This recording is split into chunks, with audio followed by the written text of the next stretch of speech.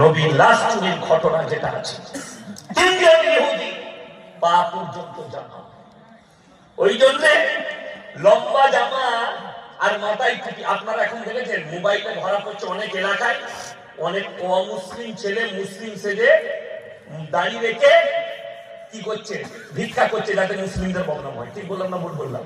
ধরা পড়ছে। তো আপনি যদি সবাইকে মৌলবি মনে করেন, আপনার ভুল হবে। অনেক গাই মুখো হেলে ঘুরে বেড়াচ্ছে, গাই মুখো হেলে ঘুরে। আপনাদের এলাকায় ঘোষ নাই? ঘোষ গাই দোয়াই দোয়াই। এ একজনের বাড়িতে ভোরের বেলায় গাই দোয়াতে গেছে, গাই মনে করে এড়ে গরুটাকে দোয়াতে গেছে, এটা এড়ে গরু, মুখটা কিন্তু গায়ের মতো। ওই মৌলবি গোছের কিছু মাল বেরিয়ে গেছে যারা সমাজকে শেষ করছে, কিন্তু মৌলবি না। আপনাকে দেখিয়ে দেবো, আমাকে এত গালি দিয়েছে তারা, এক শ্রেণীর মৌলবিরা ফোন করে গাল দিয়েছে আমাদের পশ্চিম বাংলায়। কখন?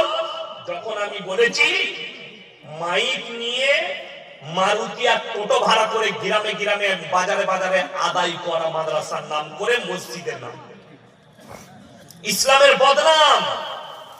অমুসলিম ভাইরা বলছে এদের মৌলবিরা ভিক্ষা করে খায়, অথচ আমরা জীবনে মৌলবিরা কেউ বেরোয়নি। ওই দাড়ি রেখেছে, টুপি লাগাইছে, আমাদের মতো সেজে এই কাজ করে দিয়ে আমাদের বদনাম। তো এই হারামখোর শুনেলে, লম্বা জামা পরলে, টুপি পরলে সে মুমিন হয়ে যাবে, এটা কোনো শর্ত নয়। বড় মৌলবি এ লম্বা জামা লাগাইছে, মাথায় টুপি, মোবাইলে পাস করেছে, ঘটনাটা কোথাও শুনে এসে বর্ণনা করে দিলে লোক বলছে সুবহানাল্লাহ। কেন? তাদের কাছে দ্বীনি শিক্ষা না থাকার কারণে। অথচ আল্লাহর কসম, কোরআন যাদের কাছে বাংলা মানে কোরআন মোবাইলে লোড করা আছে, আমি বলছি খুলেন আপনারা কোরআন, সূরা কাহাফ। যদি আমি মিথ্যা বলে থাকি আমাকে ফোন করে নম্বর দিয়ে সবাই গাল দিচ্ছে, আমি দোয়া বলে মেখে দিই গাল। এই গাড়িতে আসছিলাম, কাঁথি থেকে এক জিলাপি হুজুরের মুরিদ ফোন করে মা করে গাল দিচ্ছে। আমি বললাম আমি তো এখনো পর্যন্ত মাজার ভাঙতে লাগি না, তাহলে তোদের অবস্থা কি হবে বুঝে নে। এখন থেকে ছুটে বেড়াচ্ছিস তোরা, এত গাল দিচ্ছিস।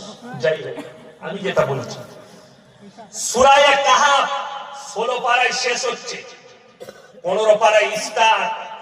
খুলেন একবারই শেষ আয়াতের আগের আয়াত।